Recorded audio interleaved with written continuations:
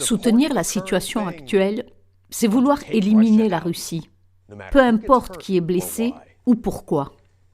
Dans un autre exemple macabre, Bokeh raconte que les soldats ukrainiens ont rassemblé des prisonniers russes et les ont attachés dans une grange pour pouvoir les battre, leur tirer dans les rotules et exécuter les officiers russes en leur tirant dans la tête.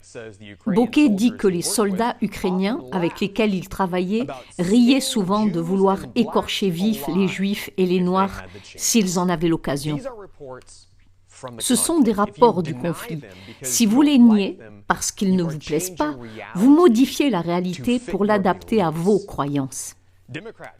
Les démocrates veulent parler de la lutte contre les suprémacistes blancs et les nazis en Amérique, mais ils se plient en quatre pour soutenir les vrais nazis en Ukraine. Et en fait, ici, en Amérique aussi, un acte d'accusation du FBI contre 4 Américains accusés d'être des suprémacistes blancs montre qu'ils se sont entraînés avec le bataillon Azov en Ukraine.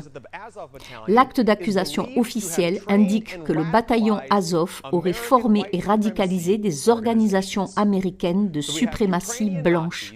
Nous avons donc des nazis ukrainiens qui forment des nazis en Amérique et qui sont financés par les démocrates et les républicains, si nous voulons être honnêtes. Merci Mitch. Et au cas où vous penseriez que le bataillon Azov n'est qu'un mouvement marginal sans autorité, détrompez-vous.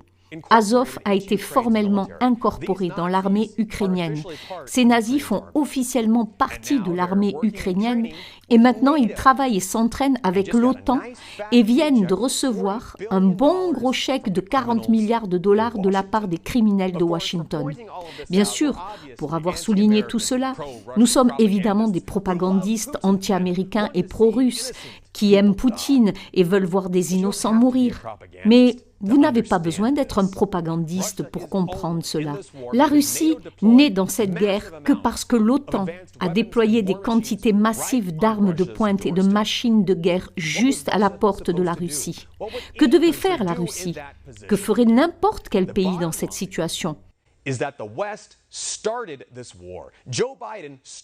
En conclusion, l'Occident a commencé cette guerre.